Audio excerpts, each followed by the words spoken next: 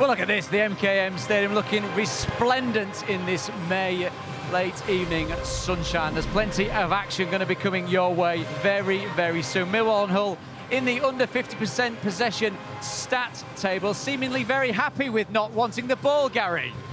I don't think either team are particularly bothered, are they? But it could make an interesting game, because I think it's going to be an end-to-end game. I don't think there's anything else it can be. Well, given the fact that it could be end-to-end, Curtis, do you think you're going to get two teams going for it tonight in the first leg? I think you will. I think particularly, you know, being the home leg for Hull, they'll want to win their home game, get off to a really good start, and then, you know, take that atmosphere down to Millwall, where it's going to be difficult down there to obviously keep them quiet. So I think they'll want to take a lead down there and then, you know, see if they can keep them quiet. But listen, as we said, both sides won away this season. The away record that Millwall have got, they don't want to go for it too much and then open up them gaps like they did in the home game to allow Millwall to get easy goals. It's a time for leaders, isn't it, Michael Dawson? Big players step up on big nights, and that's what it is. First leg, obviously, you want to win the game, but you don't want to be out of it before the second leg is in. So yeah, huge game, big players, enjoy. That's the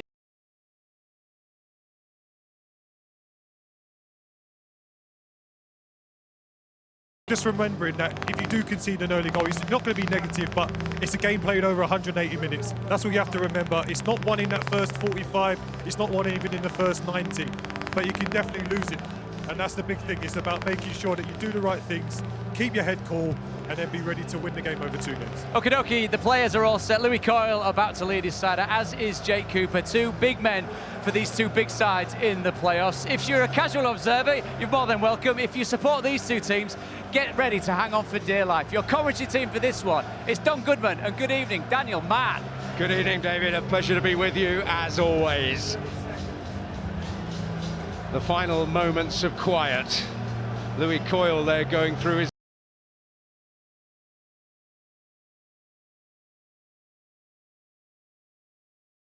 rather unusual, certainly at this stage, but he and John Egan cracked a few heads together before that final day victory over Norwich, which has sealed their place here. A crucial players-only meeting, lifting the mood after a run of 6 games without a victory.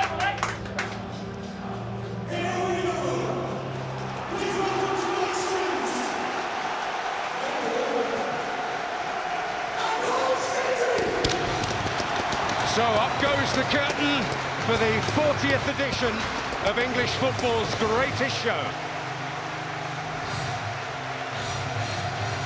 Sneaked in as an afterthought at a summit to deal with the game's apparently bleak future in the winter of 1985. It has become an intrinsic, essential, hugely exciting part of the fabric of our game.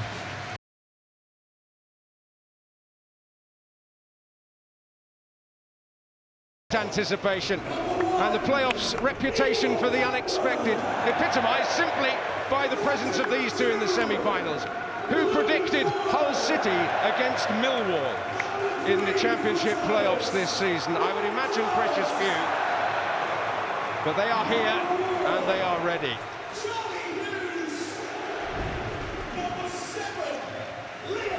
For Hull, under the gaze of their owner, Sergei Yakirovich sticks with the team that started the victory over Norwich that clinched their place.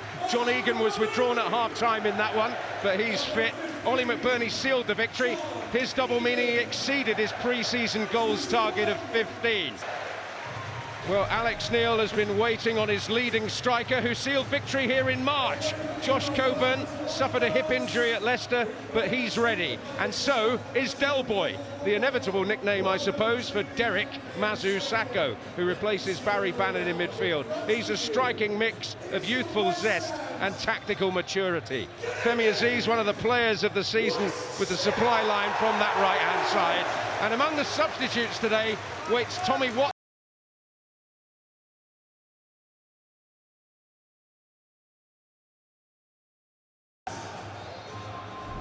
And quite a parting gift for Sunderland. It was his final touch for them, of course.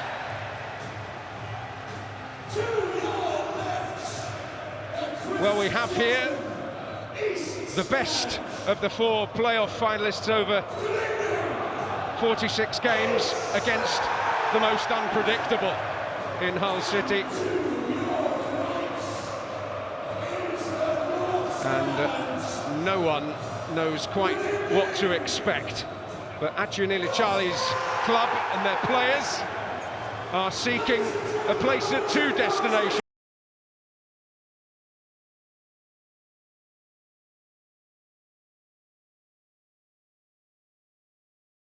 Play. Sergei Yakirovich looks on from the bench. He's a newcomer to English football's playoffs.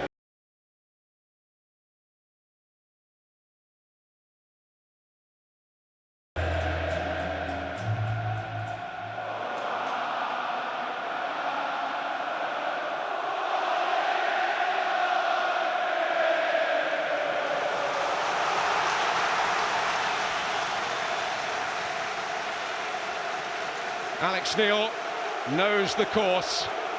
3 times promoted via the playoffs in his career. He can become only the 6th manager and only the 2nd Scot to achieve promotion via the 2nd-tier playoffs twice. So it's Millwall in their cream strip with the navy and mint v-neck who get us away. Don? What do you expect? Well, the first thing of massive note is I've been coming here a very, very long time, and I have not heard this stadium crackle like it has just done just there before kick-off.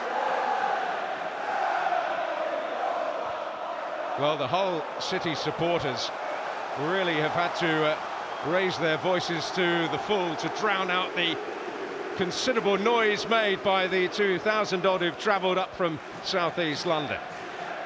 And both games will be sold out. And both games may hinge on how a team defends set pieces. Hull passing their first test.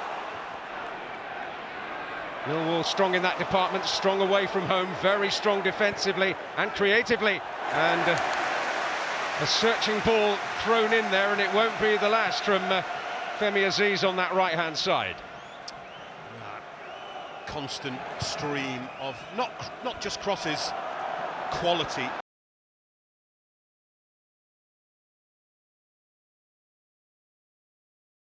And it's brilliant work. Oh, well, everything but there from Balumi. Well, we saw some dazzling footwork at Villa Park last night. And this is right up there with it, isn't it? Balumi, we know what talent, what dribbling ability he's got, but absolutely puts a spell on that Millwall defence. And then, the only disappointing thing is the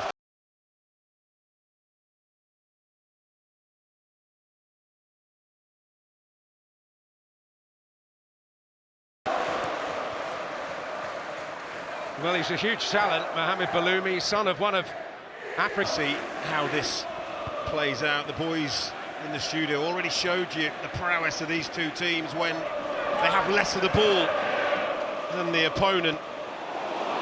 Well, someone's got to have more of it tonight. Exactly. Both sides winning 3-1 on each other's ground this season, although certainly the statistics and the chances in each game were of greater number for Hull City. In the first half here in March, they could have been well clear by half-time, as Alex Neil will be keenly aware, but they did win the game. Or so, with a run of 6 games without a victory. Extraordinary, really, that no one did ultimately take advantage. It was an unbelievable end to the season. They were so close to dropping out after being in the top 6 for so long, Hull City. But it's no use looking backwards, got to look forwards now. As Zach Sturge tends to do from left back, but he's gone up a bit of a cul-de-sac in the end. He's won a free kick, though, from Gavin Ward, the referee, who has been a notable figure in this fixture this season, sending off Millwall's Femi Aziz in the game down at the Den, where Liam Miller admitted afterwards of Hull City that he probably should have gone for a second bookable offence, but was spared. We do worry for Hull whenever Millwall have got a set piece, because they are masters. Usually. Well, law of averages. Straight on top of Hull's biggest player there, Matt Crooks.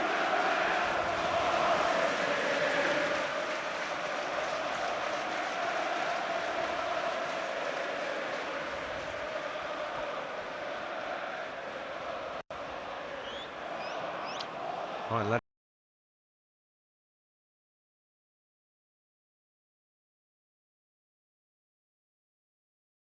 addition to the armoury with him coming into the side at right back, but there's Ollie McBurney, who has had a disruptive season at City.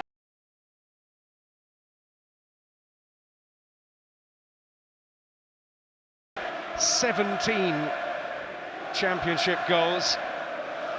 I just wonder, Hull City, masters of the counter-attack, the fast break. I just wonder if his presence, his energy, his dynamism is part of the reason Alex Neil has gone. Dropped in to help out at the back during the course of things. His use of the ball has been very astute, and he has been preferred today to Barry Bannon, who helped them use their plentiful possession against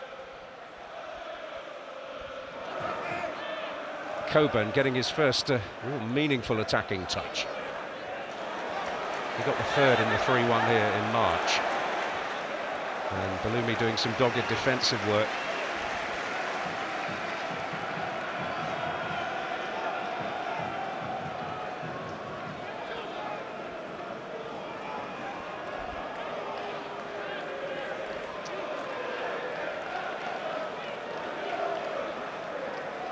Palmer and Cooper inevitably floating about here. The ball beats every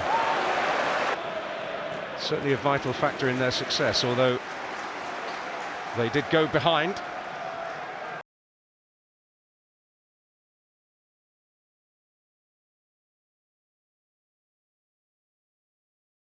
To Millwall. She's come in.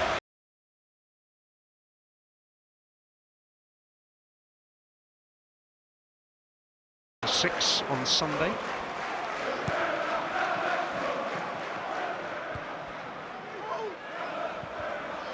Certainly hoping that nothing will dampen the party spirit. That's one by Cooper. Charlie Hughes, Ryan Giles, who's got a bit of playoff pain in his past.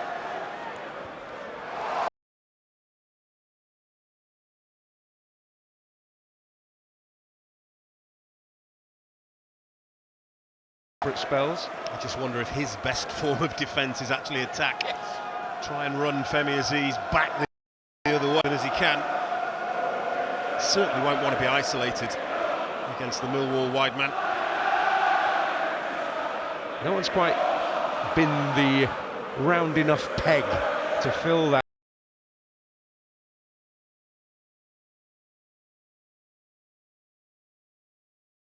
Sensational.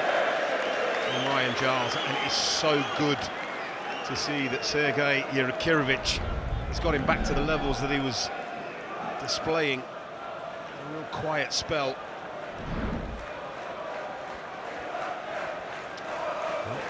One of his old coaches described him as having Premier League pace as well as the Premier League quality of delivery.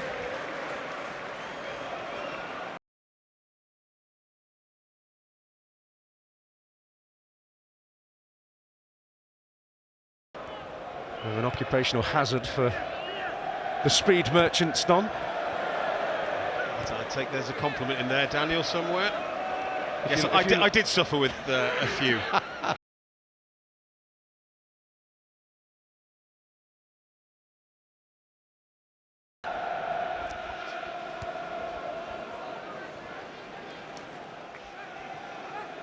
There's Louis Coyle, who has had to fill in at left back in Giles' absence on occasion.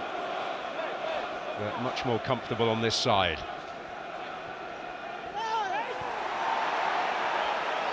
Although there's a murmur because of the attentions of Cooper on Bellumi. Charlie Hughes up against Coburn. He's certainly testing the fabric of the shirt, and then he felt he was hauled over to the ground. A lot going on between the two. Millwall target.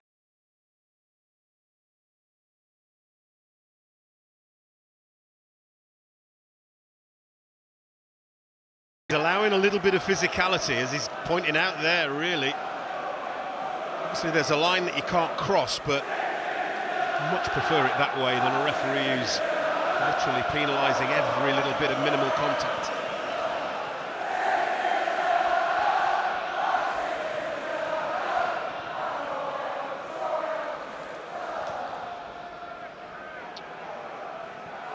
It's Jake Cooper's set, and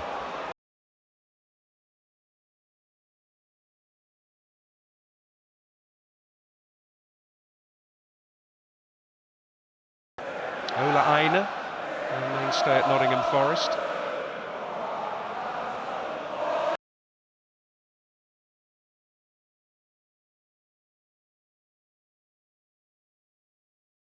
He is a real pillar for Millwall and has been for so long. He's been at the club nearly 9.5 years now. Loan spell initially from Reading. Absolute key, isn't he? Certainly with regards to aerial duels, set pieces, first contacts, and a leader as well. And a goal here already this season.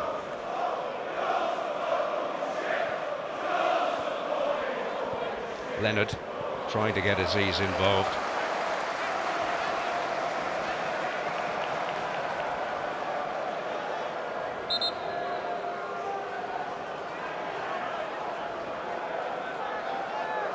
Feeling he will be going to the Premier League fairly soon, Femi Aziz. Whatever happens over these two legs, and on May the 23rd.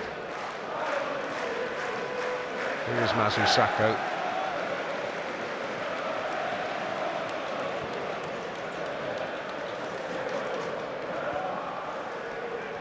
Crooks. It's not a player that has to climb too far. Ballo. Yeah, look, I think he's assessing options to his left. Didn't really feel like there were any, so elected just to take the gamble of having the strike. Probably a poor choice, really. Certainly a poor execution. Yeah, and you'll have probably gathered from that that his left foot is not his weapon of choice. He's had a little bit of a renaissance, hasn't he, in the last period of the season, having gone from January to April without a start. But on his day, he can certainly produce moments to remember.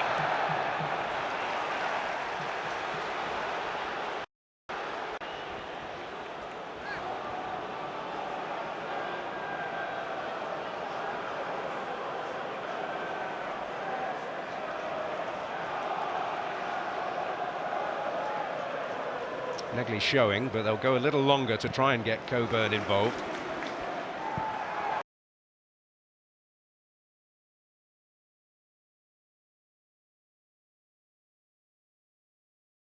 And Cooper have been. McBurney's sure to give them plenty to consider this evening. Maybe a chance for Coburn. Took it down. The shot from Femi Aziz. And again, a little bit on the ambitious side. It hasn't really settled down yet. Certainly what I would describe as no-risk football, and you often see that in the first leg of two-legged affairs.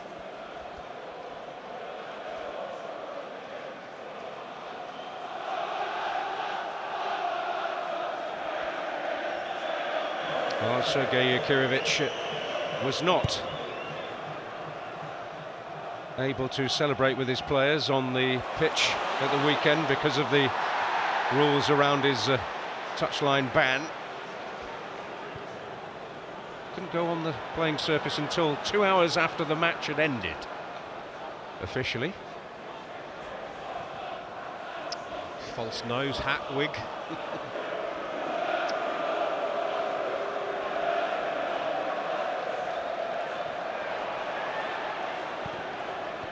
He's an individual of great charm and the company as well today.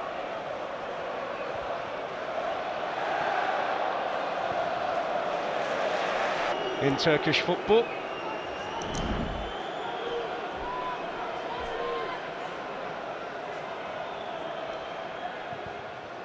Don't know if he's been to Hull before. It's another tick on the bucket list. Well, it's been a great place to watch football this season. It's been a thrilling ride. And Liam Miller seeking to give us a few more. Giles cross, McBurney arriving. And Sturge managing to nick it out of the penalty area, but Baloumi's on the surge.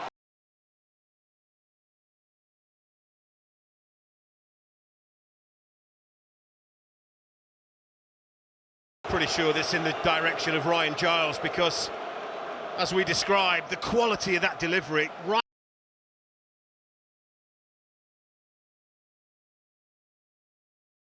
defences to have to try and deal with. Burnley couldn't quite make it. Baloumi retrieved it. It's a shot on target, but it was never going to trouble Patterson from there. Negley. 4 up with him. Oh, and away from Ballo, Sturge.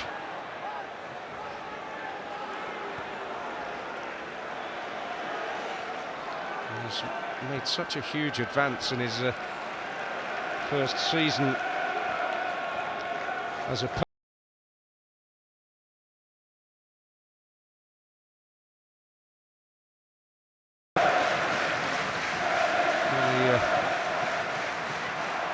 providing a terrific outlet down.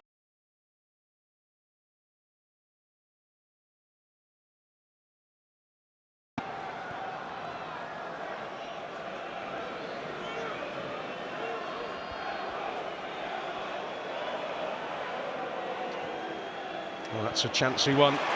Not a good one at all. Really done by the pitch. What a time to lose your footing.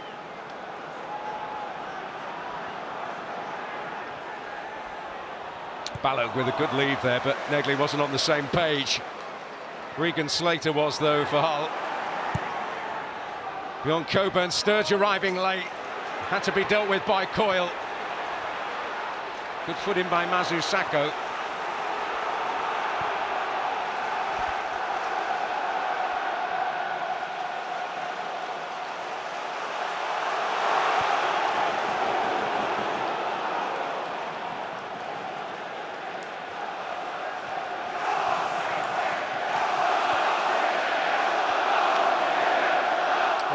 A demonstration, wasn't it, of just how quickly Hull City can turn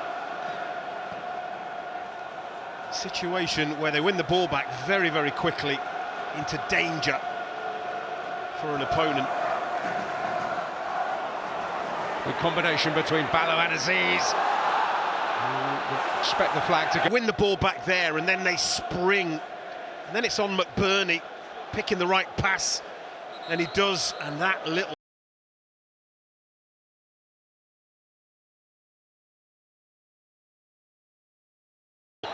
Tell you what, you wouldn't have backed against him at least hitting the target. Unusually, Cooper opening the door for the opponents.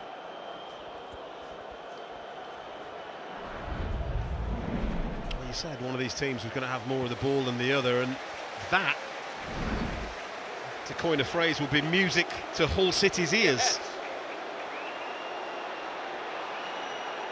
Well, Charlie Hughes was briefly on the deck there as Millwall sought to build.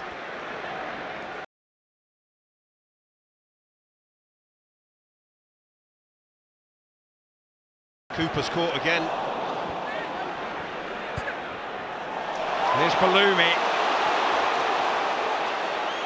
Well, want to work it onto his left foot preferably, and that gave Mazu Sakho an opportunity. The chance of the early ball restricted because of that. It was outstanding defending from Mazu Sakho. Well, he's youthful, but he's got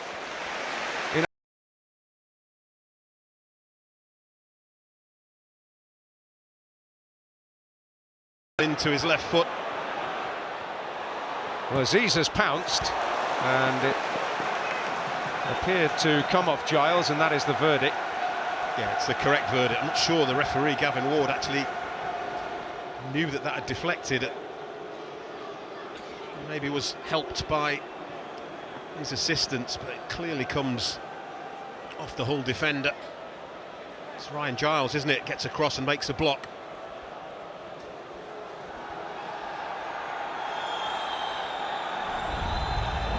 Well, with the height they've got and the quality of delivery that they've got, it's no...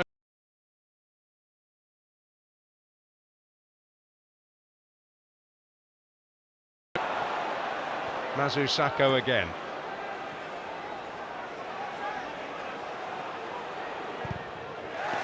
Ryan Leonard setting up a chance for him to hurl it long into that penalty area. Yeah, it was almost a deliberate ploy, wasn't it?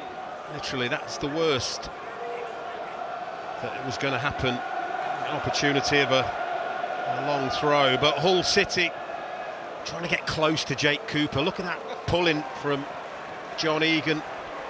Just needs to be careful.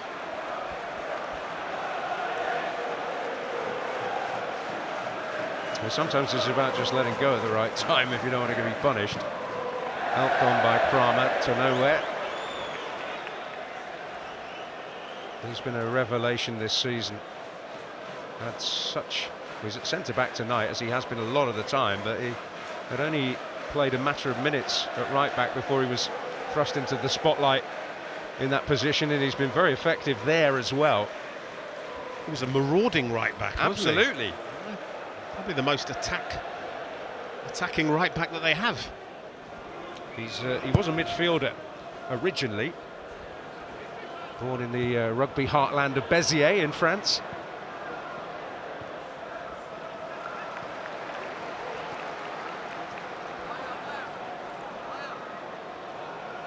Through the Brentford setup. It's the old B-team system, isn't it?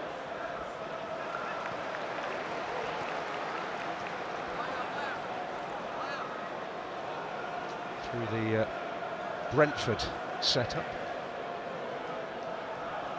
It's the old B-team system, isn't it?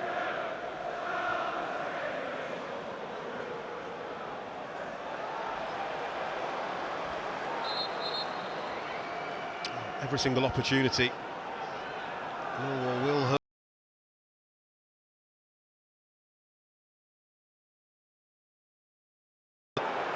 Force Hull City to defend.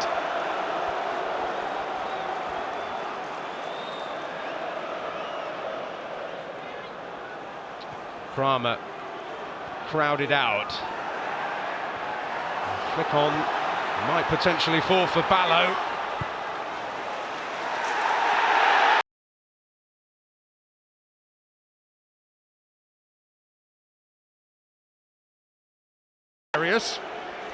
Sturge just too strong and clever and subtle. He uses his strength, stands his ground, as he is perfectly entitled to do so.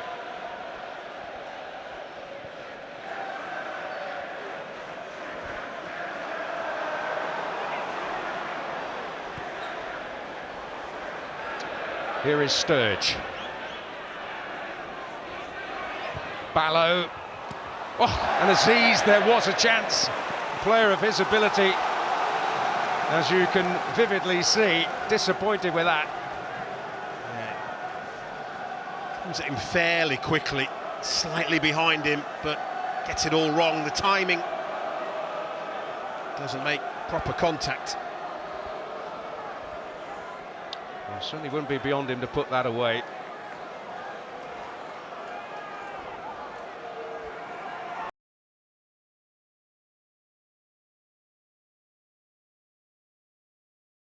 Despite being outnumbered. It's bouncing around. Pandur.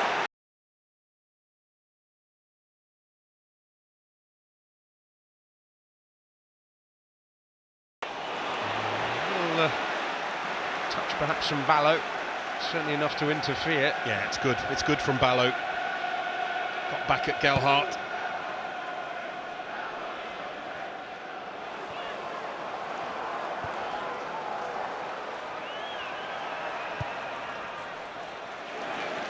Here is John Egan. Balumi. Down on the ground again, unhappy again.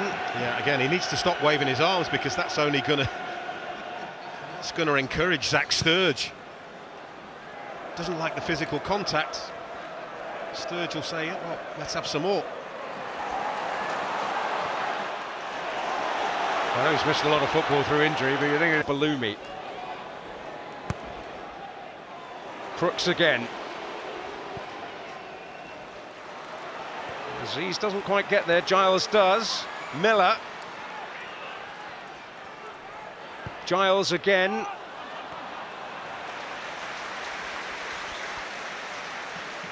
There's lots of huff and puff and endeavour out there at the moment, but the goalkeeper's really untroubled.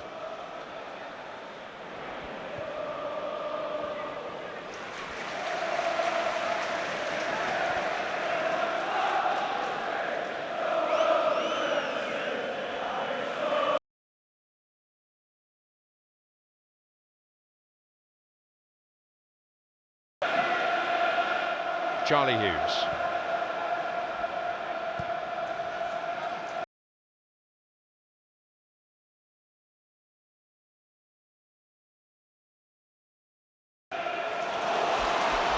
Balumi finding McBurney. Well, it's surprise really from him. Way over here, but he finds that pocket of space really nicely. Watch McBurney there, drifts into it. Passes on, but obviously well over hit. They're all pumped up.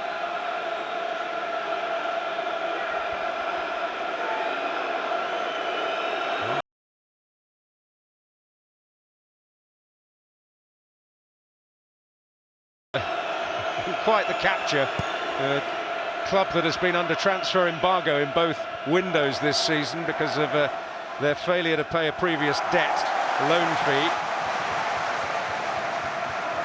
They were initially sentenced to 3 embargoes. One has now been suspended. It magnifies the achievement of being in the Championship's top 6. Well, I think it was part of the reason we all thought they might have a season of struggle based on the fact that they only stayed up on goal difference last season. Fair play to them, they've been brilliant. Well, they've sort of lurched from triumph to disappointment. They were so close to the playoffs the season prior to last. There's been a real fluctuation of fortunes here at Hull. Life is never dull.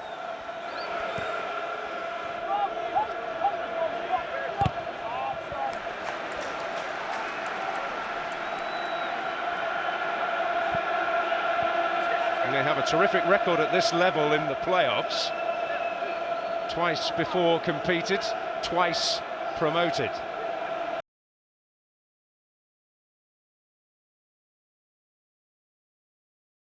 Playoff campaign are probably the outsiders of the 4 teams, but I've seen so many things happen in the Championship playoffs over the years. Really wouldn't be a major surprise if they went all the way.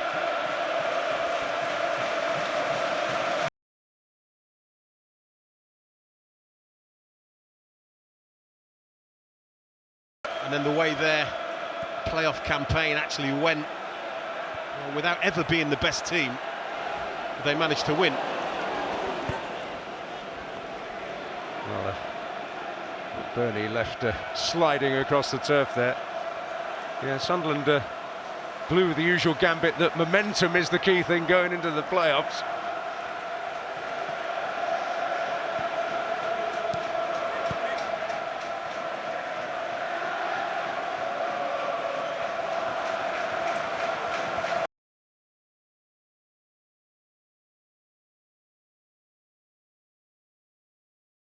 Later. Good work here by Coburn. And he'll force another corner.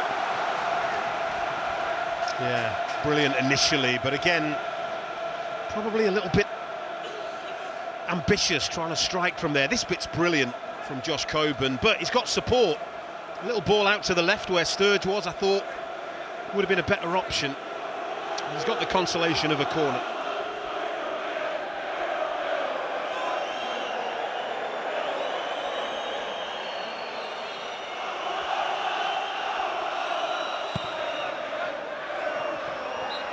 Keeper has found freedom, but not before a foul was spotted.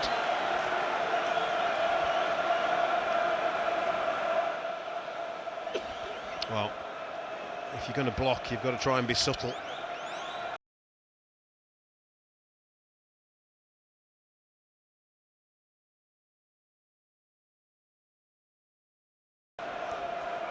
Remarkably effective. He managed to push two players over at once. Don't see that every day.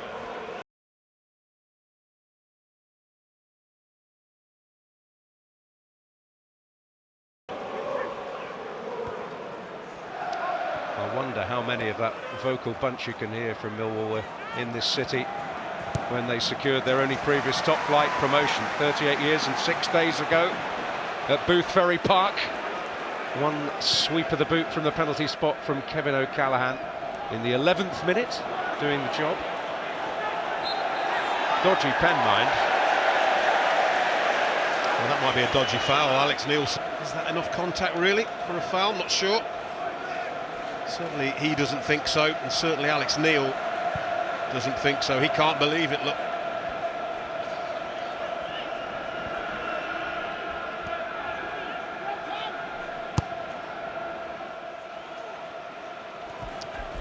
Well, that'll break kindly for Crooks. McBurney, crucial that from Leonard. Here's Miller.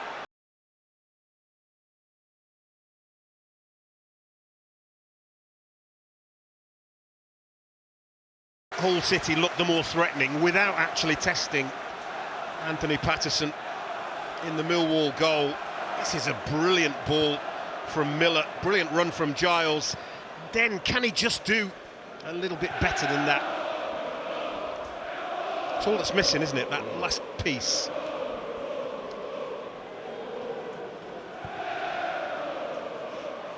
Well, Millwall doubtless hugely respecting of their capabilities going forward. They have been, a phrase I've used a couple of times now, prolific at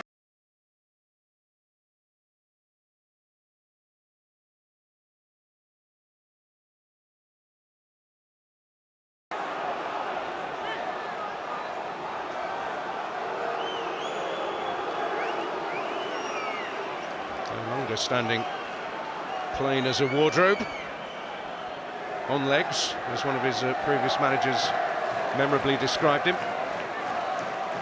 Paul Warne, mixing my Paul Warne with my Philip Larkin, which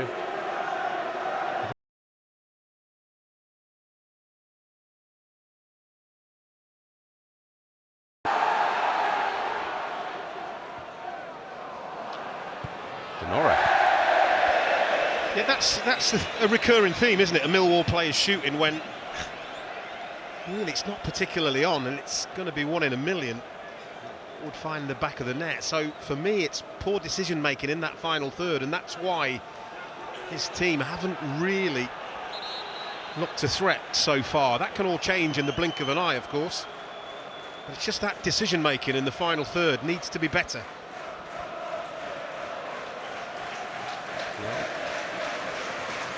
all expecting a long one, which doesn't quite come.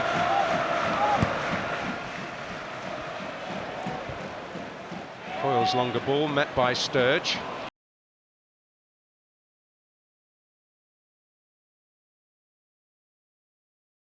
Denota.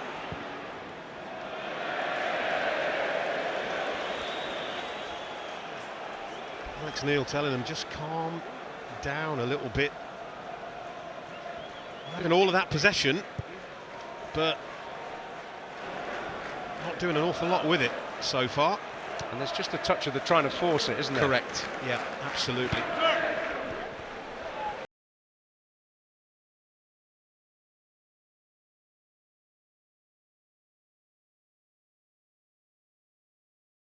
Reported to a foul. Yeah, he'll have a word with him, and if he does next foul, he's probably getting a yellow card. To be fair, could have had one for that.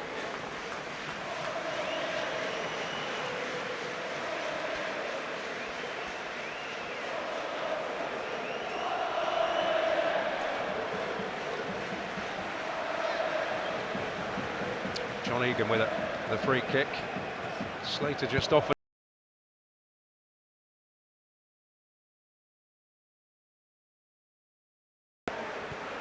Aziz Denora. Coburn. Able to take and turn and bring others in. Denora is the man he finds. Negley, this is promising for Millwall. Aziz.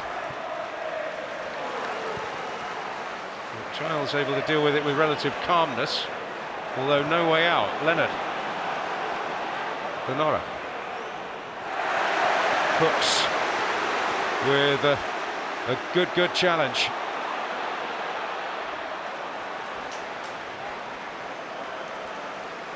Leonard, the wise old head in the team that has a bit of youth about it, mopping up there for Millwall.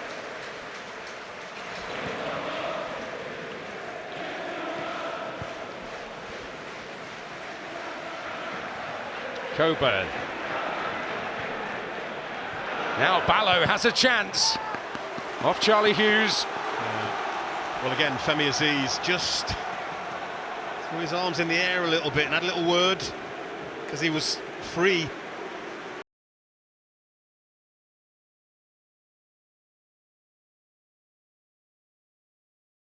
There, a little ball out, a 1v1 for Aziz. Short corner, and Leonard too long though with the second bit.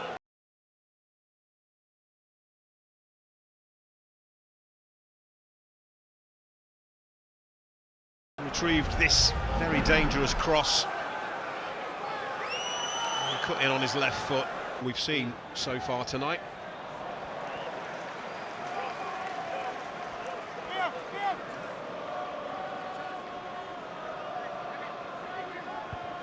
Coburn certainly getting plenty of attention.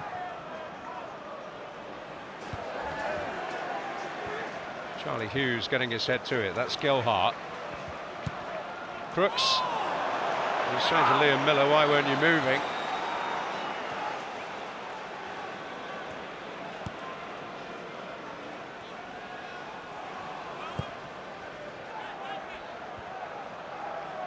Aziz.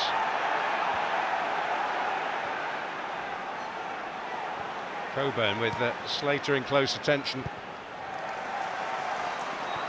McBurney.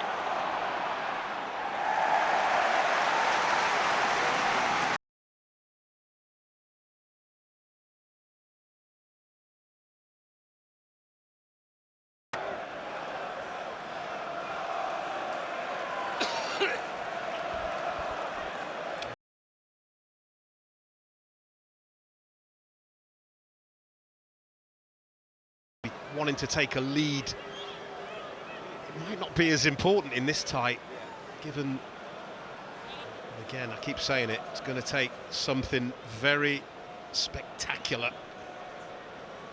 A round of applause from the mascot. Can't fault their enthusiasm. He has got a showreel that would be the envy of most, Mohamed Baloumi. But I'm sure Sergei Yakirovich, a touch. Well,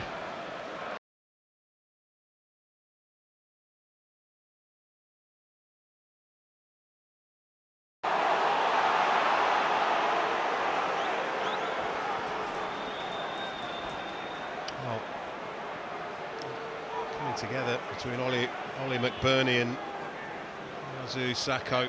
And he is a striker who uses his body to great effect.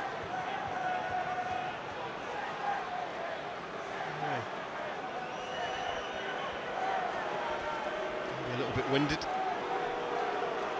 I remember when Ollie McBurney came into the team at Swansea, his then manager Carlos Carvalhal described him to me as a lovely Scottish boy. I'm not sure any centre-back who's played against him would agree with that description.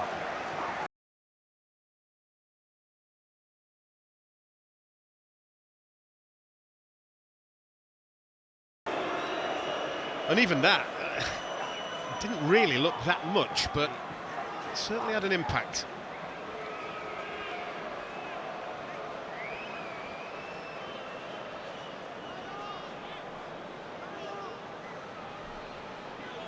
Well, he's going to remember the name, isn't he?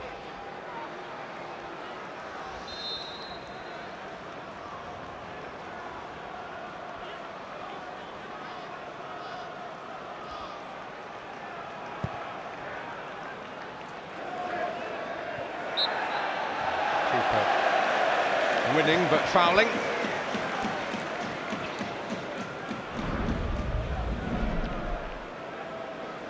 Well, there has been a little bit of extra spice added, to say the very least, to the second of the Championship playoff semi-finals. Middlesbrough against Southampton tomorrow. And later,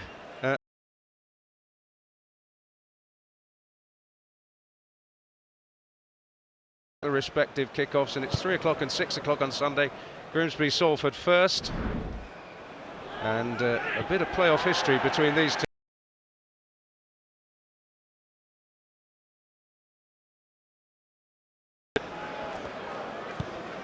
Derbyshire against Nottinghamshire, all that.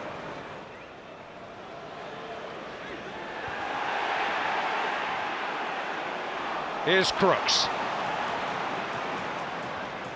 Now Miller. Up against Leonard. Yeah, right idea. But that's what both head coaches will want. They will want to get their wide players isolated, 1v1. And so far, they haven't really been able to get that situation as often as either of them would want.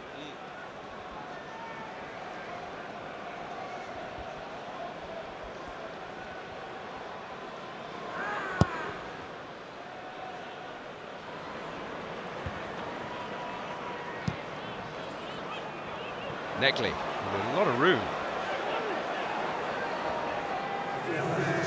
Aziz,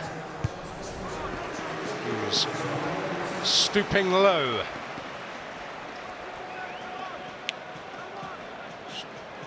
Just above ground level, really, not hitting the heights. And this one has enticed Cooper and Kramer forward again.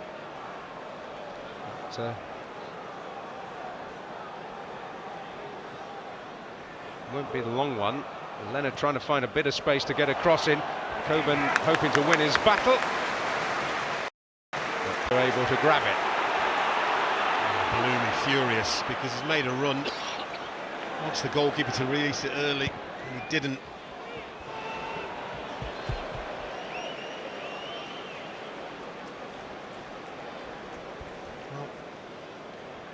These occasions can be tight, and they can be tense, and they can be nervy, and I think that's what we've seen in the first half. Yeah, a quarter of the way through it, it's goalless, but Mohamed Baloumi could have served up one of the all-time great playoff goals had he applied the finish to his dazzling run.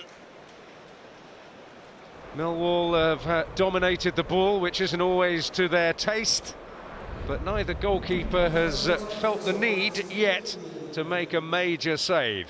Half-time in East Yorkshire in this first leg. Hull 0, Millwall 0. Welcome back. Second half about to get underway. 0-0 as it stands at Michael Dawson. What's the Hull City take on that first 45 minutes? They'll be happy enough. Had a couple of opportunities, could have taken advantage of that. It won't change. I didn't expect it to be any different. Very, very cagey. First 45 minutes of the playoffs, which is no surprise. No mistakes. Can you take advantage in wide areas? Do you look to see if there's any changes? So got the likes of Barry Banham, the likes of Ivanovic, who if they feel the need to chase anything, I don't think they will. Yeah. I think they'll be happy as long as it stays like this. I think they'd be happy to take this result back to the den with them. quickly, Curtis, how do you manage the emotions going through these games, given, of course, there's a big game coming up once again on Monday? Yeah, well, that's it. The emotion is here. You know, we see these fans here not getting too carried away. They'll shout, shoot, they'll shout all the things from the sidelines. You have to keep in your own head, but just show that bit of quality. If they show the quality Hull, they've had the chances to potentially get a goal tonight. Right, back to our two fellas shouting things for the sidelines. However, it's way more intricate than that, isn't it, Don Goodman and Daniel Mann?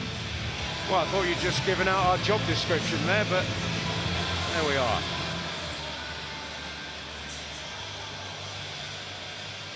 Well, we certainly felt the noise pre-kickoff, and a few have been feeling the nerves out there on the pitch in the first 45 minutes. Have they settled?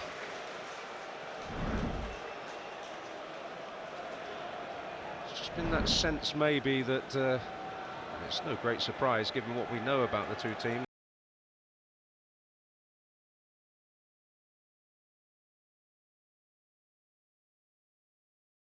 I think there's certainly a sense from a Millwall perspective that they've been maybe trying to force it a little bit. Look, for me, I kind of felt like there was a little bit of a lack of their usual composure from Millwall. I did expect a little bit better from them, I've got to be honest. But we've seen Alex Neil massive games recently against both Ipswich and Middlesbrough where they haven't really been great in the first half. Made subtle little tweaks at half-time, and you've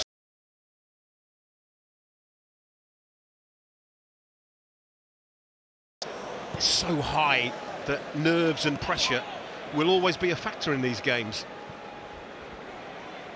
Ballo.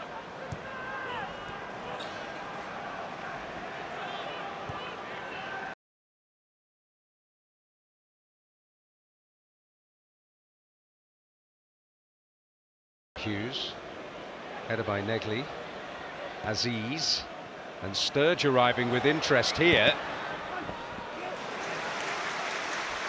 I'm not sure whether that hit Ballo on the way through, but certainly a really promising situation. Well, Sturge's sense of adventure, which is certainly greater than Leonard's on the other side, coming to the fore again. And Aziz, well,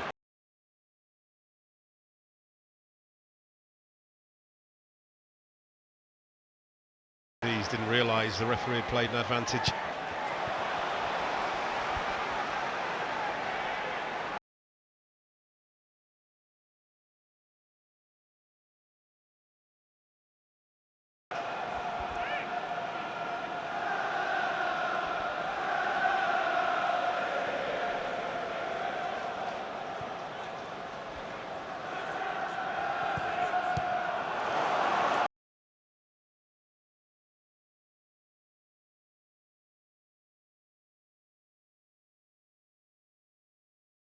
seemingly blocked by Cooper. Well, he gave the ball away again. Jake Cooper, really uncharacteristic. That's the third or fourth time in this game he's tried to pass forward and it's got intercepted.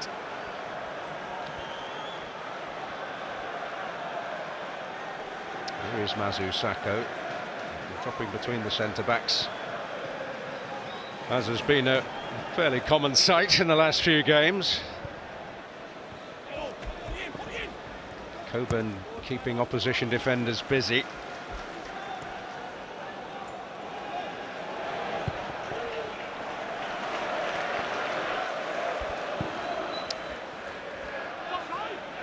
Now Coburn hoping to get the better of Hughes, and he has done well. Negley feeding Ballo.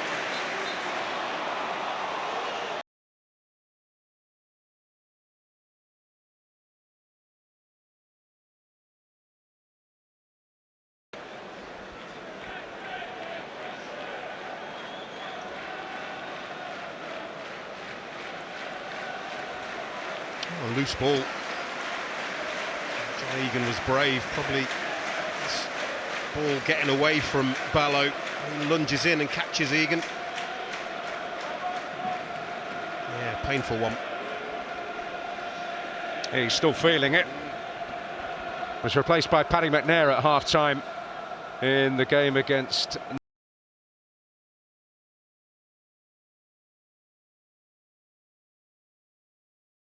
Game.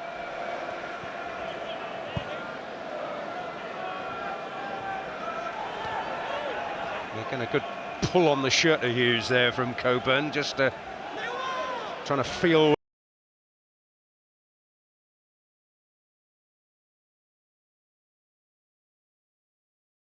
Well, had he been fit all season, you do wonder where Millwall might have got to.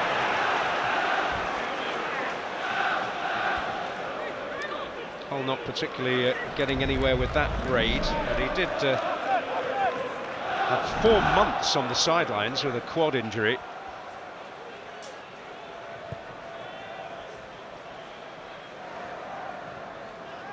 And just the problem with the hip since the game at Leicester kept him out on the final day.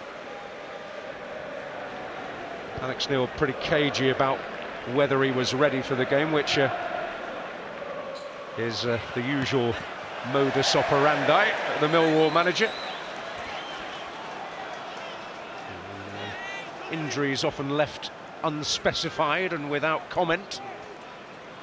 Well, there's no doubt about it, this depth that Millwall have.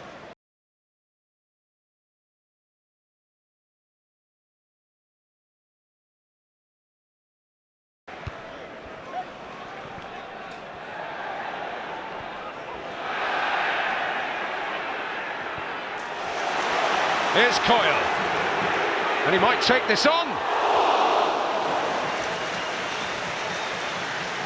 Once again, Balumi seems to be making runs, the ball not going, and you look at him and he's left disappointed, and it's just rising. Again, understand Of those that you wouldn't want to pick an argument with.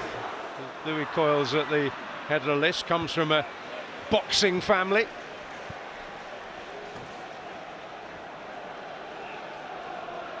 It's one of a plethora of long-range shots that we've witnessed from both teams, actually. No real clear goal-scoring opportunity forged so far tonight. I suspect the XG of that lot won't be very high. Whether it raised the flicker on the boffins dial, I don't know, but we are going to see the first card of the evening.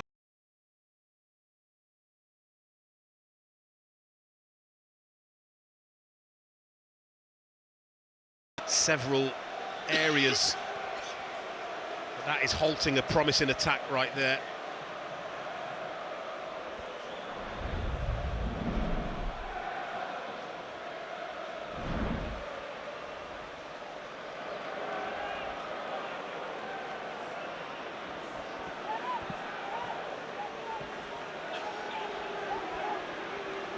So Giles hoping for quality.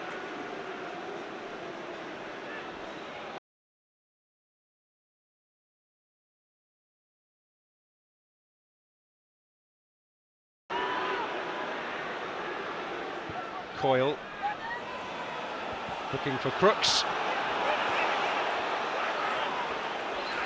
Yeah, it's a disappointing free kick, isn't it, from Ryan Giles? I think that's who Matt Crooks is screaming at. We know the quality that he possesses in that left boot. And you wonder, don't you, tight games like this, whether it would be a set piece that makes the difference.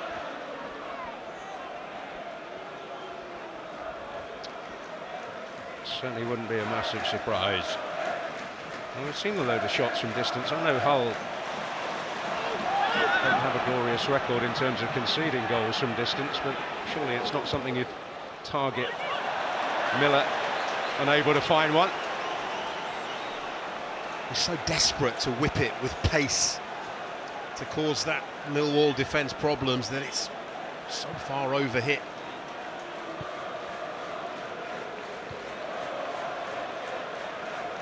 I think there'd be an element of frustration on both benches, to be honest with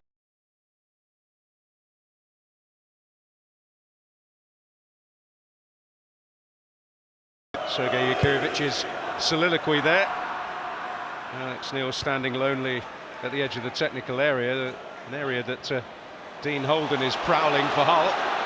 It's Gelhardt.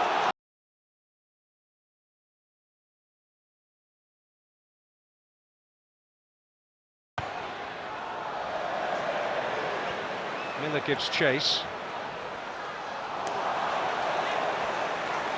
And once again, a recurring theme, isn't it? Lack of quality, delivery.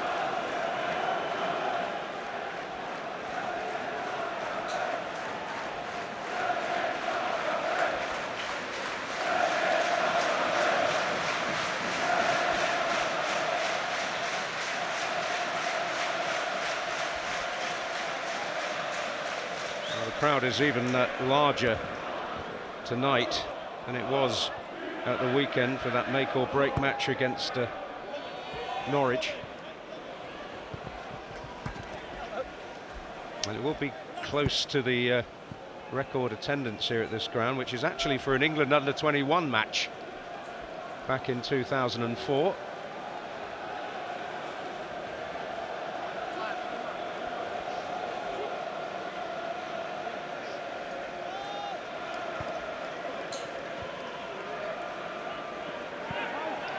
Negley, helped on there by Coburn, and he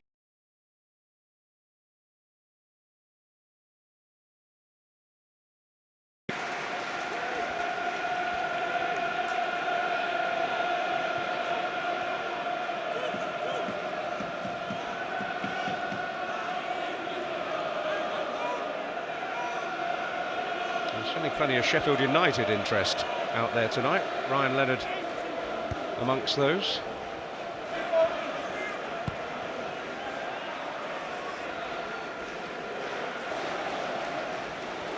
Here's Negley. The ex-blade.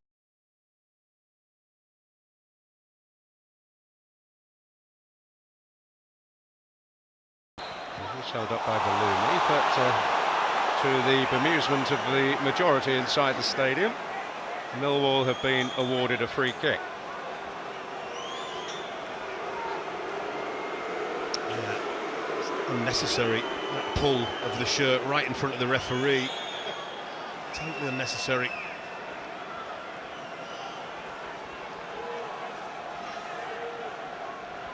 Well, the stage is clear for Femi Aziz.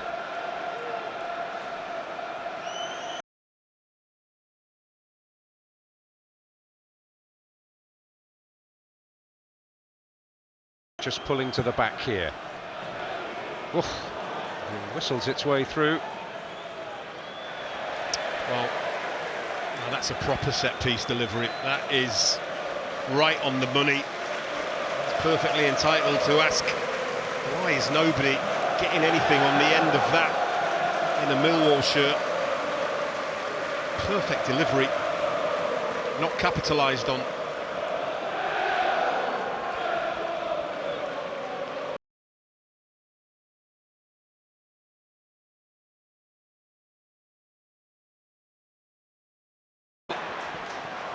And Balloumi is fed the ball, and a chance to take on Sturge.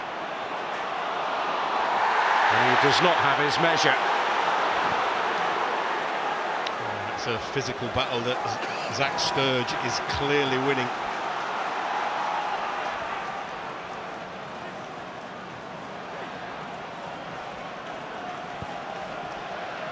He made the bench at Chelsea. It was at Brighton before that, Zach Sturge, but it's been steps forward in terms of status, or steps back initially, but then steps forward. Peterborough and Millwall on loan, permanent signing last summer.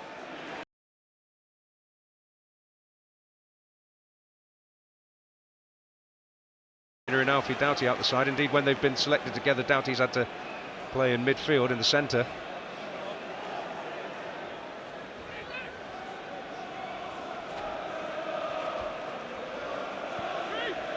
Negley.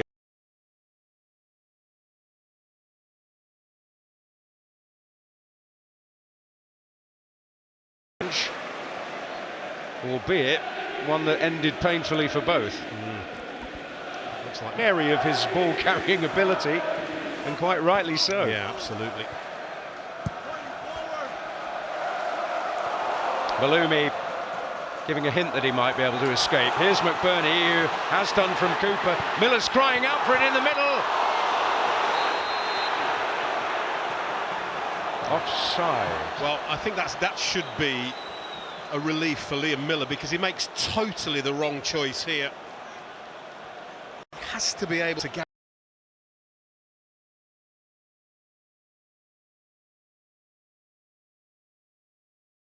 tight this look, and he has. He's just gone a fraction early. Assistant aided by the blue line, but in trying to lay that off, I think it was an easier skill to gather it in and get a strike. Well, the markings for Super League really aid.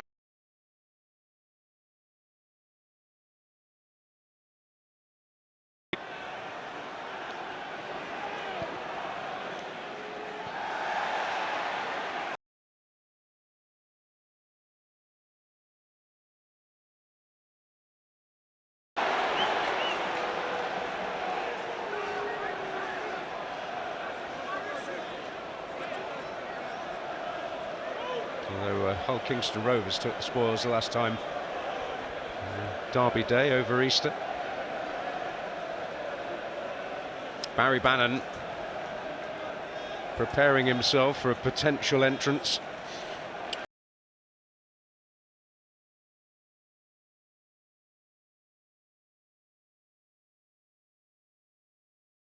Really had that kind of opportunity so far tonight. He has latterly, in the last 10 minutes or so, found those kind of positions a couple of times, and the ball hasn't come his way. He's on the ball now.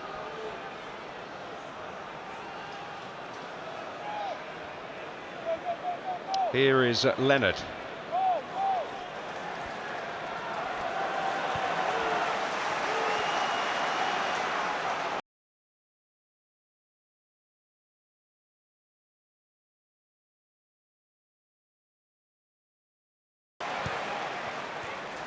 Neckley. Kramer. Marauding from centre-back.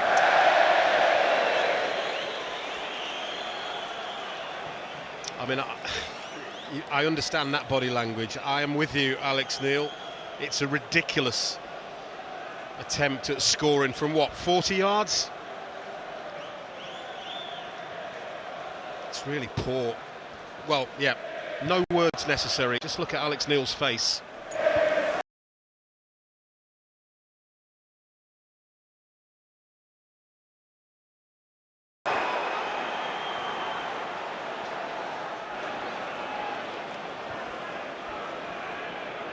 Denora.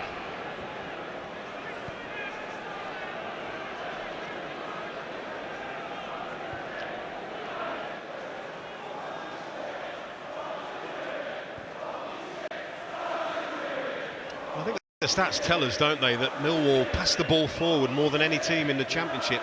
Haven't seen that. Yeah. I've seen a lot of sidewards and a lot of backwards and a lot of safe. Gone into Coburn, who's got Charlie Hughes biting and biting. He did terrifically well there. Now Leonard. A lot of Coburn's work is going unrewarded, really. In terms of lack of quality.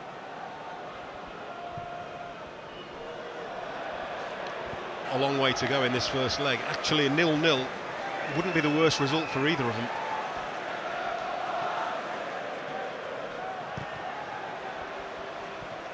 Well, Millwall only took one more point at home than they did away during the course of the regular season.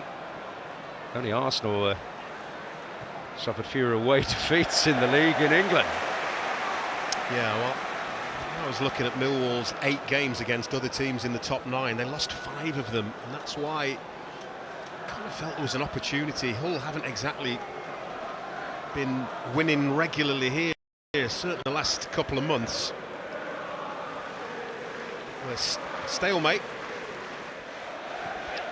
Their home record, the 8th best in the division. Hull. Lost 3 of 5 against the top 6, including Millwall here. Middlesbrough emphatically, and Ipswich the other winners. Kept Coventry out. This is one of the most remarkable events of the season, that the games between those two ended goalless.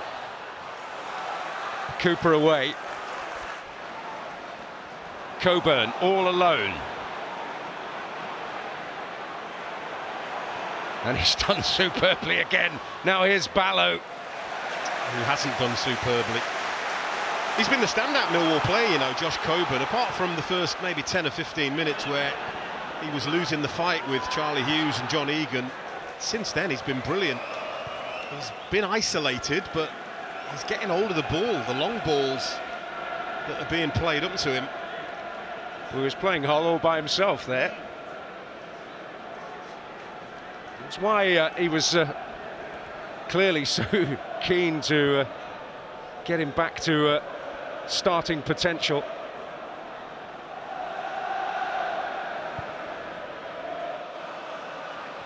Sturge offside. Freshness from the Hull bench incoming, and Kyle Joseph, a couple of goals down at the Den, and Yu Hirakawa came in from Bristol City in Jan playoffs last season. Balumi. Gelhardt nearly got away.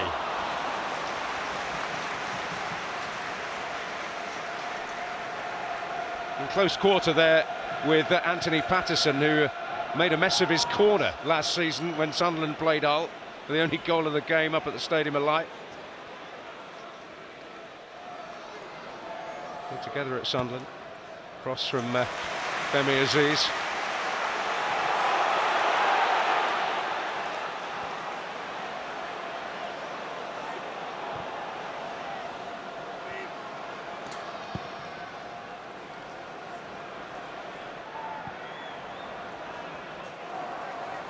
Palmer just dropping in as the sweeper up, as they used to call them.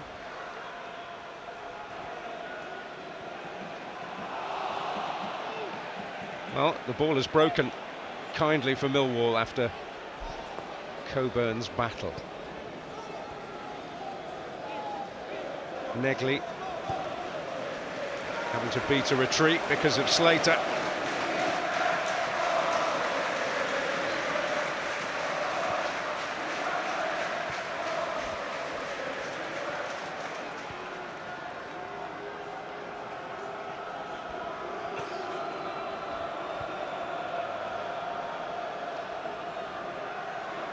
Negley advancing and allowed to advance,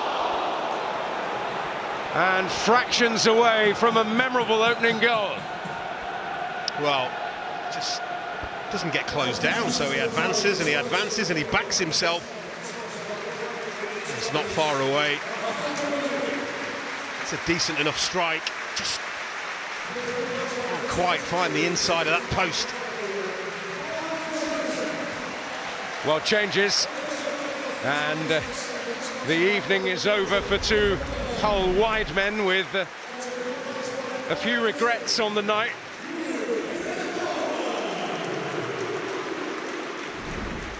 Instinctive welcome for Yu Hirakawa, and the smiling Kyle Joseph, who is hoping tonight to cause a few ructions in the family.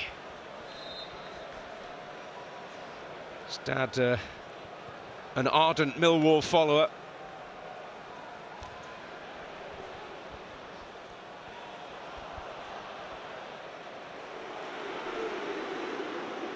And here is Hirakawa. Well, an instant impact! And McBurney is wanting a corner. Wow. That would have been what you call an absolute instant impact. It's brilliant. Takes the ball away from the defender there and whips in a beauty. And I just wonder whether that little dart in front of Ollie McBurney by Jake Cooper. Well, no great surprise that it fell his way, but maybe.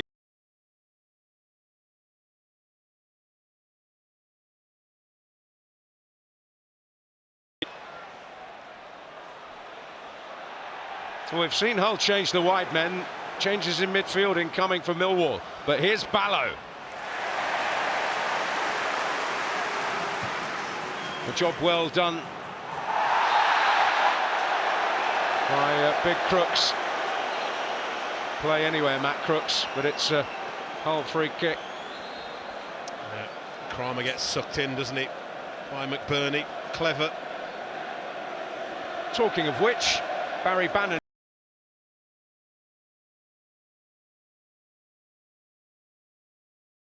And there's Joseph. Oh, Cooper got it all wrong. Well, a chaotic moment, but only a moment. Hirakawa. Slater. Coyle. Shout from off the field. Coyle keeps going, adding some urgency. And Kramer had to display exactly that as well to get in front of McBurney. Yeah, very good defending. Mutual respect there between Kramer and McBurney, but the last 5 minutes has just come alive, hasn't it? Well, so should there be between Kramer and McBurney. They've been two of the outstanding performers in the division this season. One did make the team of the year, one certainly had a case to be in it, but didn't. Millwall defender got in.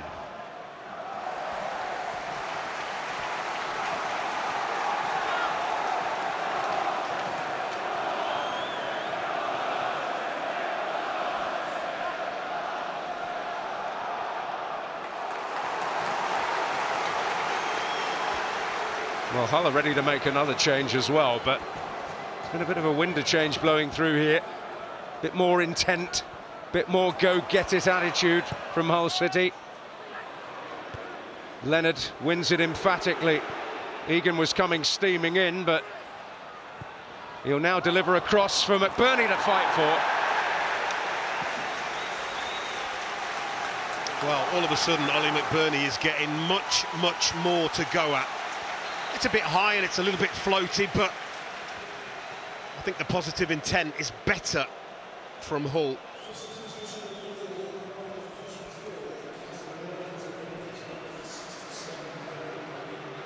So Barry Bannon on. Denora off. Slip in the first half in his dreams tonight. Kieran Dowell, who knows the course, his replacement.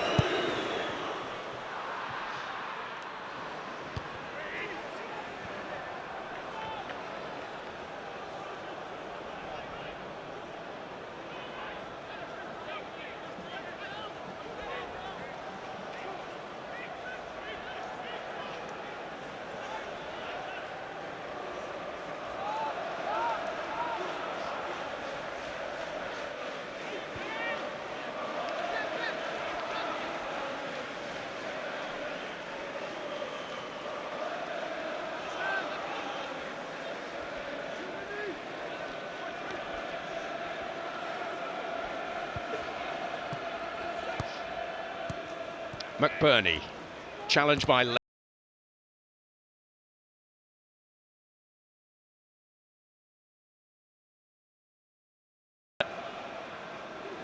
Bannon. Well, it might prove useful. It's not the usual kind of craft we associate with Barry Bannon, but an astute ball for Coburn to fight for. And Aziz! And Pandor reacted well because that came through a crowd. Oh, it did half. Right behind that, it went through so many bodies. Pandor, who's had precious little to do. It's brilliant concentration from the goalkeeper. Had to be smart, had to be alert. This is hard, it's low, it's accurate, and that, it's a brilliant save, because not only does he stop it going in the net, he gets it far away from goal. Excellent from the goalkeeper. Well, while Hull's defensive record has not been startlingly good, he has certainly prevented more than he should have done, according to the data. Big penalty save here against Sheffield United as well earlier in the season. So he's made his mark in that regard, and who knows, that may yet be very important.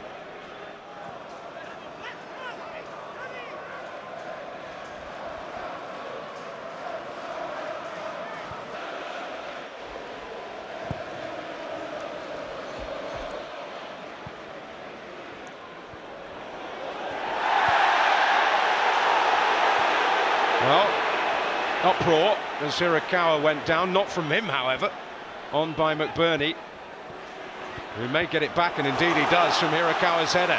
Giles hoping to get it in there.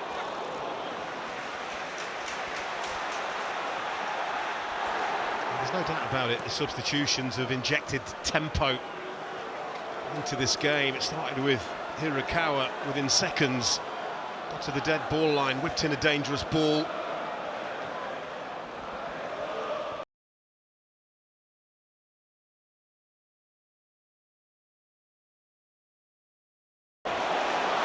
Neckley wanted a free kick, certainly in that build-up. Here's Kyle Joseph. Only McBurney in the penalty area, wearing a Hull shirt, that is.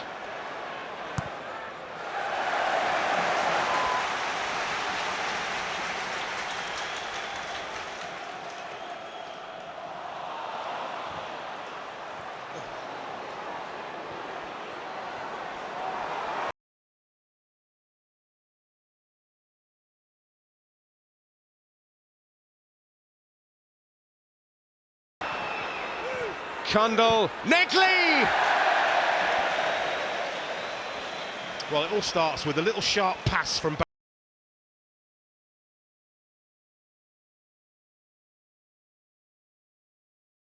That's 4 against 3. Coburn's movement is intelligent, drags the defender away, but Kundal doesn't quite get his touch right, really. I think maybe he should be dragging that to the left and taking a strike with his weaker foot, but cuts inside, opportunity gone. Well, they're demonstrating the craft, which has been a hallmark down the years. That's a good steal by Dowell, bringing his freshness to proceedings.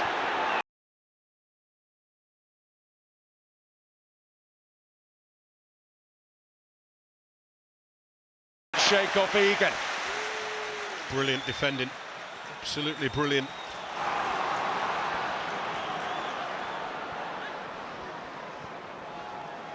Well, he's the oldest head, really, in the Hull City ranks.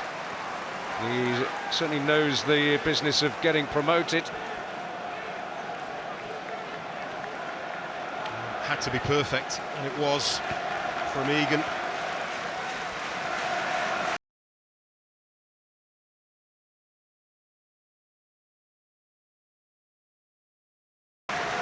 Well, he's now the deputy, Alfie Doughty.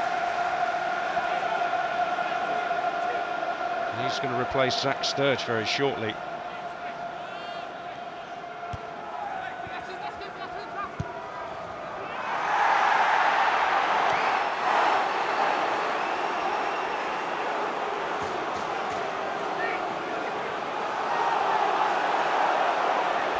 Mazusako.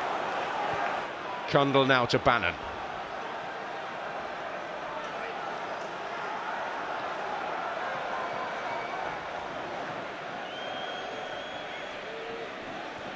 Kramer travelling forward.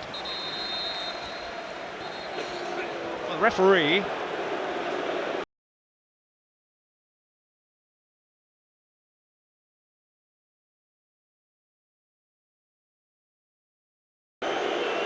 showing his displeasure to the assistant referee on the far side, and he took it a little too far, but not far enough.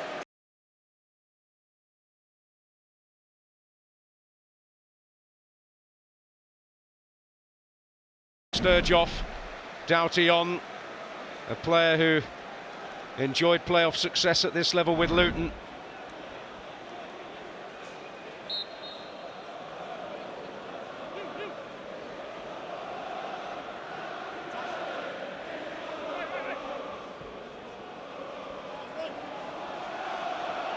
had his hamstring issues this season, calf too, which has certainly helped Zach Sturge's cause.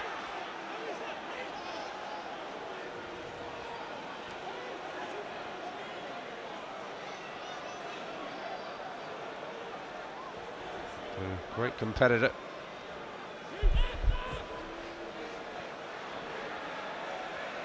Negley. Well, he placed his head in his hands, such was his disappointment, but it's turned out all right, thanks to Kundl. It's a strange one, wasn't it?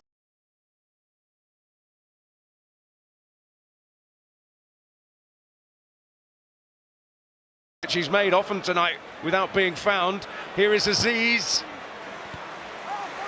And there you go, you've got Barry Bannon on the pitch, and they can find him in that kind of area.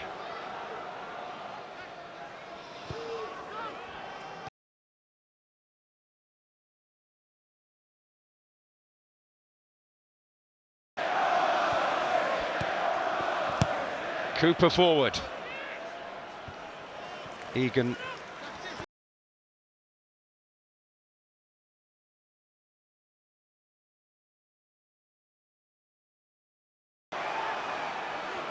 He's done well for his team. It's been a physical, tough battle. He's more than held his own. Josh Coburn. Mazu Sakho's flick. Matt Crooks to win it. Seeking to set Kyle Joseph away.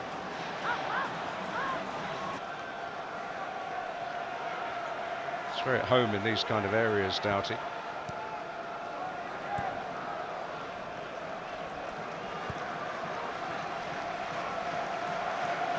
Well, every time he gets the ball, Barry Bannon is looking to make something happen in a positive sense. He's had an influence, only been on a short while, but you can clearly see the influence he's having.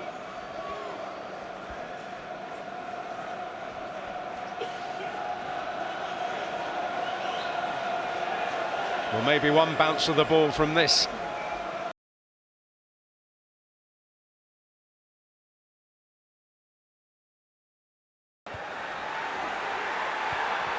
Coburn. It's kept Millwall in business. This is Negley. And Aziz taking the low road, but getting another chance. Lennon! Offside. Oh no, it is offside. Or is it a foul? It's a foul.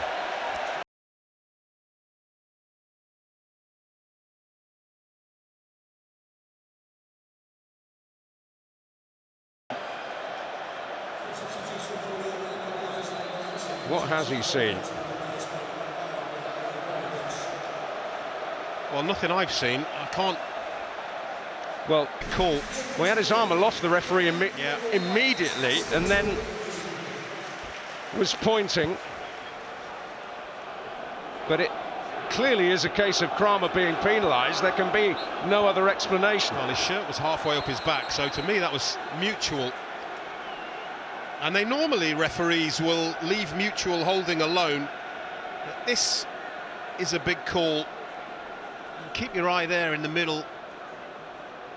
I mean, the two fours there, they've got a hold of each other. Yeah, that's what the referee spotted. You can understand why he's given that. So Regan Slater replaced by John Lundstrom, who has played a part in a playoff final in his time.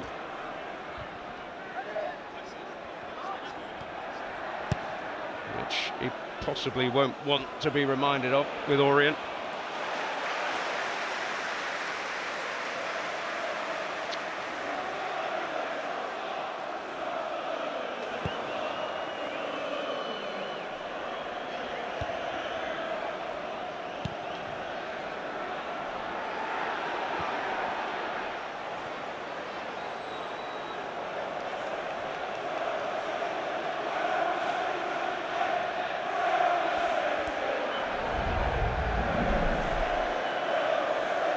You can see that ultimately the stats will say there's been a lot of shots in this game, just the 3 on target.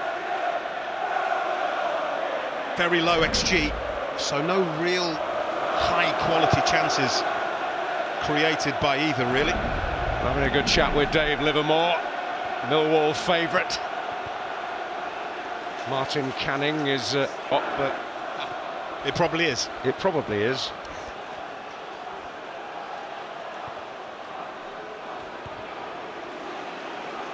Bannon loses out. Kieran Dowell nipping in.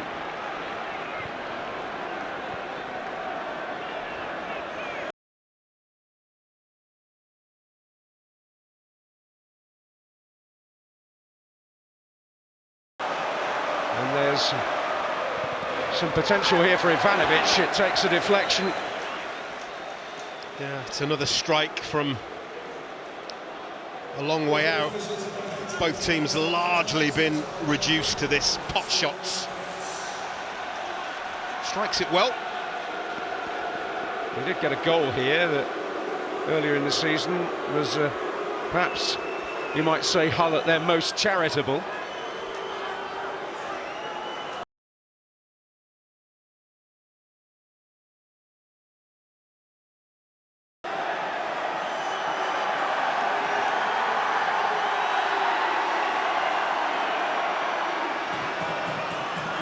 Leonard is arriving in the corner of the 6-yard box. That was clearly the intent.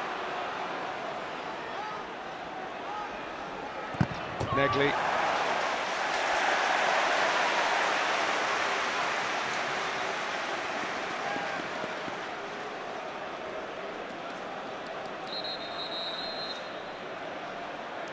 So I think we're going to have a minimum of 4, and a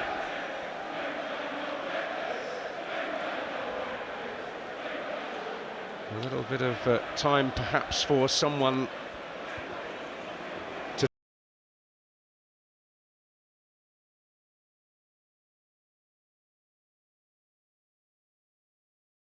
There's a lot of air on that, but it may turn out. McBurney getting the knockdown.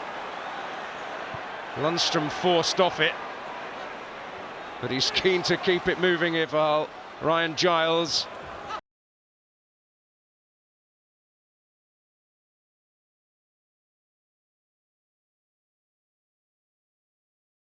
Yeah. I said about 20 minutes ago, I don't think a 0-0 draw is the worst result for both of them, if I'm honest with you. I know that Hull are more than capable of going away and producing something. Well, I imagine we'll be able to get a clear idea of what Adrian Inichal thinks about it all in the near future.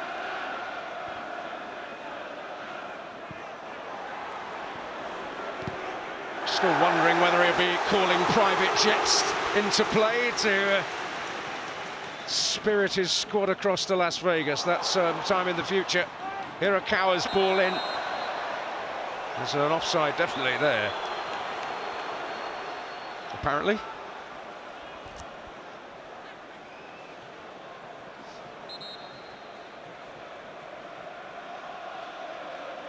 I would have to say, based on what we've seen, a draw is probably a fair result and a fair reflection of what we've seen.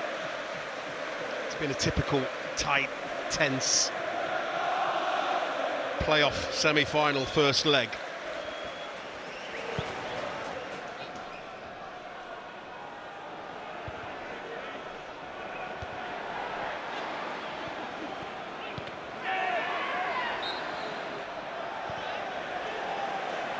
So a free kick in Hull's favour, and Pandur is keen to get everybody forward, and he will take it.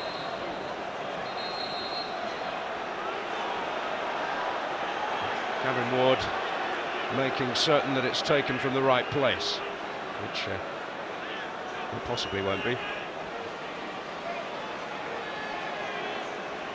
Coyle is over the ball. The word in the shell like.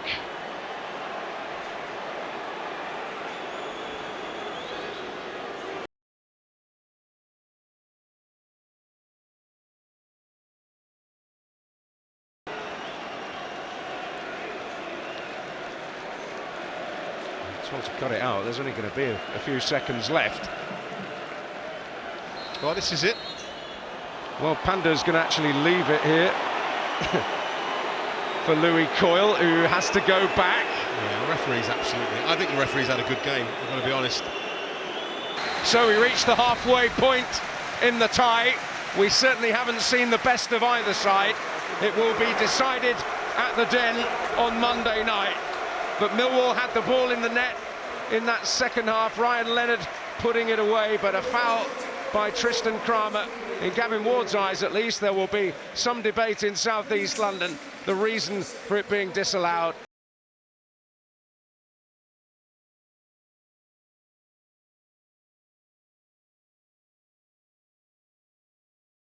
McBurney, though, might, on another day, have got his head to Yu Hirakawa's second half cross and brought another goal to his tally. But as the curtain falls on the first leg, we are no closer at all to knowing who is going to Wembley or who might be going to Vegas. It's Hull City 0, Millwall 0.